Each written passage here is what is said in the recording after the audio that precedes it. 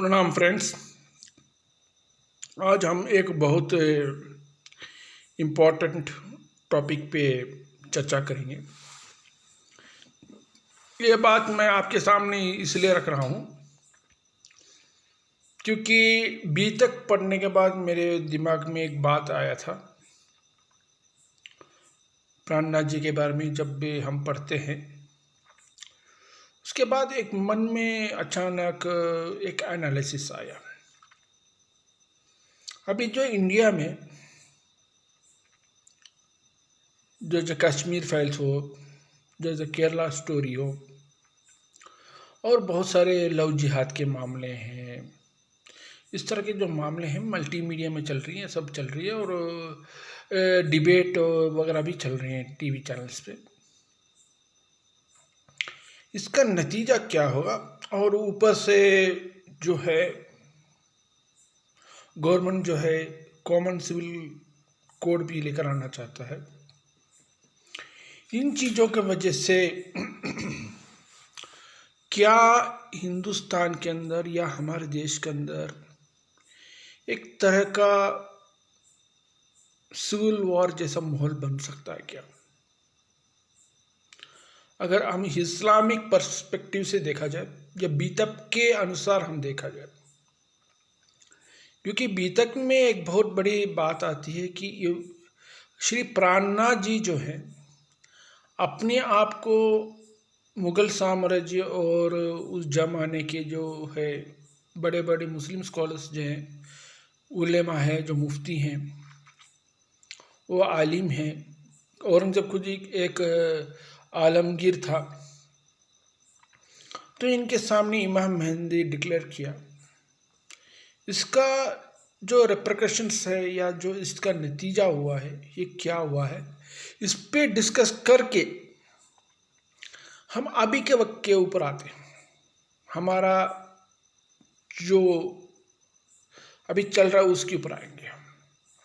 पहला लेते हैं, जब श्री जी को मेरठा के जो बांग की आवाज़ सुनाई दी, उसके बाद उनको जो उस कलमे का जो खुलासा मिला और उसके बाद उस संदेश को औरंगज़ेब और औरंगज़ेब के जो वज़ीर हैं, मिनिस्टर्स हैं, उनके पास भेजना चाहते थे।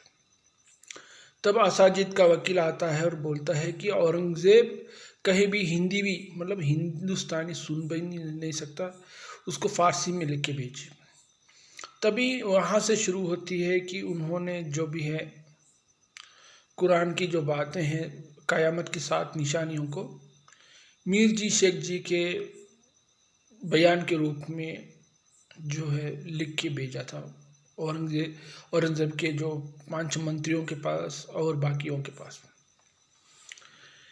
लेकिन आप उसके बाद आप सब जानते हो कि कितना स्ट्रगल हुआ उसको पहुंचाने में।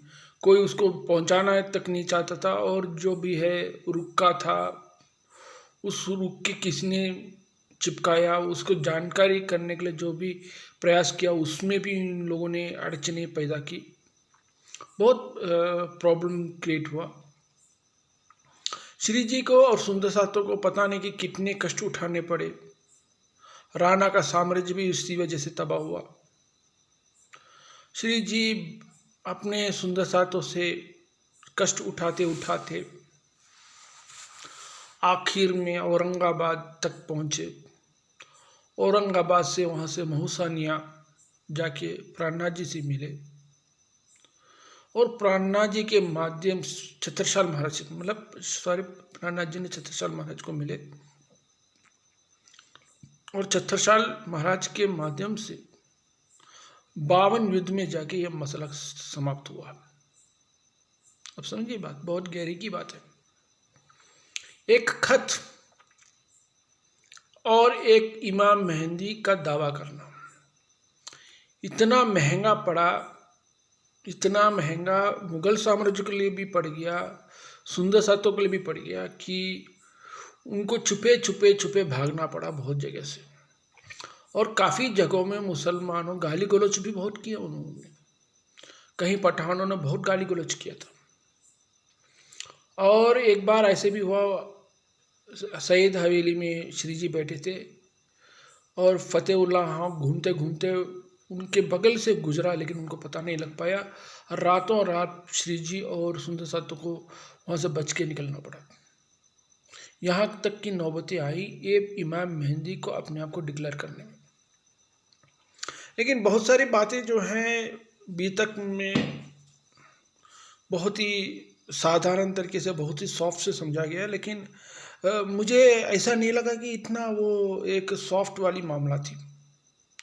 भले ही औरंगज़ेब भी चोरी छुपे जो है श्री जी को शाहजहाँपुर में मिलता जरूर है, ये सब घटनाएं घटती है, लेकिन ये मामला बहुत गंभीर थी और बहुत सारे मुसलमान के जो है, मुझे लगता है मुफ्ती और उलेमा जो है श्री जी को कत्ल करना चाहते होंगे या कुछ सुंदर साथों को पकड़ के कत्ल करना चाहते होंगे, ऐसे कुछ तो होगा।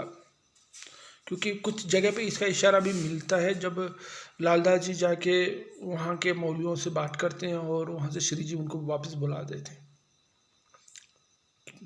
तो इस तरह की बातें मिलती है। और ये जो है दीन का जो काम था, ये धर्म का जो काम था, ये जाके आखिर लड़ाई में ख़त्म हुआ। 52 लड़ाई में जाके ख़त्म हुई है चीज़।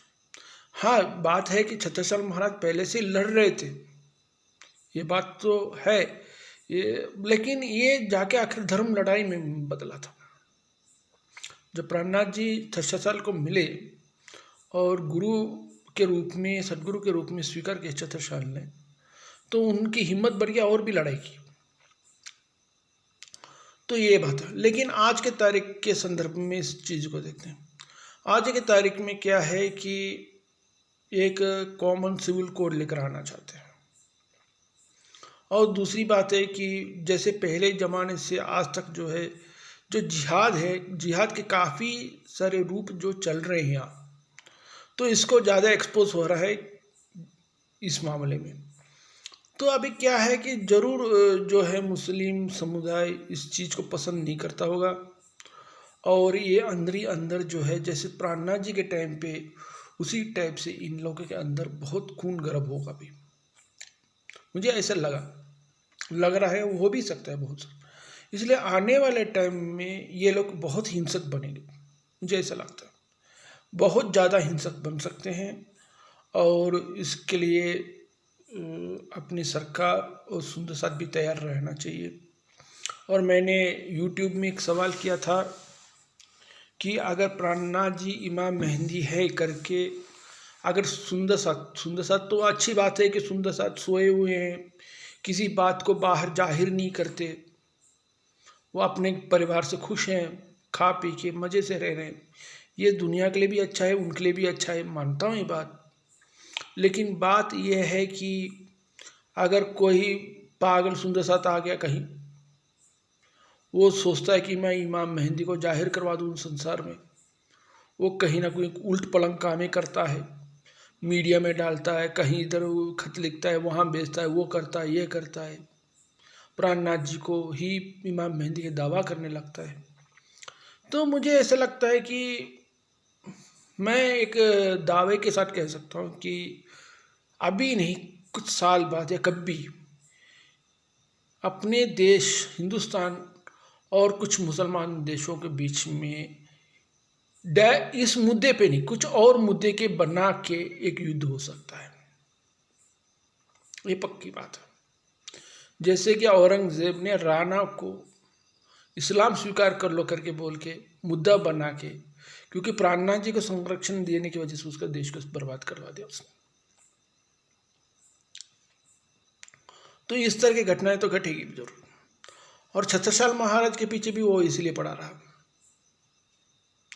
आखिर परवेज़ खान को जब पता लगा को औरंगज़ेब ने चिट्ठी लिखा है कि वो उससे जीत नहीं सकते, तब वो लोगों ने पीछे हटे। और एक ऐसी लड़ाई ये बदल सकती, क्योंकि जो बात है कि हदीस के अंदर जो भी है इमाम मेहंदी का दावा करता है वो गुस्ताखी में आती है, और गुस्ताखी इतनी भयानक गुस्ताखी है कि वो मौत का दंड है। ये अपने बहुत सारे सुंदर साथों को इसके बारे में नहीं मालूम है, लेकिन ये बात अभी आप लोगों को पता होना चाहिए। अहमदिया हो चाहे बायुल्लाह हो, इनके ऊपर बहुत अत्याचार होती है। बायोल्ला का ईरान में बहुत भयानक अत्याचार हुआ है, क्योंकि वो भी अपने आप की इमाम मेहंदी डिक्लेयर किया था। कादियानी जो है, अहमदिया, इन लोगों ने पाकिस्तान में बहुत इनको शोषण हुआ है, बहुत मार पिटाई हुई है। तो इस वजह से क्या है कि इमाम मेहंदी डिक्लेयर करने से ये प्रॉब्लम हुआ है। और अभी जो हिंदुस्तान में जो हिंदुइज्म का इतना एक्टिवनेस है, वो इस मुस्लिम लोग क्या है कि डरा के दबाना चाहेंगे, एक क्या वायलेंस के साथ वो उनको दबाना चाहेंगे। और ये वक्त आ रहा है, मुझे ऐसा लग रहा है। और सुंदर साथ ये बात हम आप लोगों को संदेशा दे रहे हैं, ताकि सावधानी से रहना चाहिए। और अच्छी बात है कि मैं जानता हूँ कि आप लोग सोते हैं बहुत बढ़िया से, प्राणा जी को इमाम मेहंदी डिक्लेयर नहीं करते हैं। ये भी एक बहुत बड़ी अच्छी बात है, क्योंकि परिवार के साथ सुखी और महफूज से जीना चाहते हैं ना, इसलिए मैं बता रहा हूँ। तो बोलिए श्री प्राणनाथ प्यारे की जय। जय हिंद।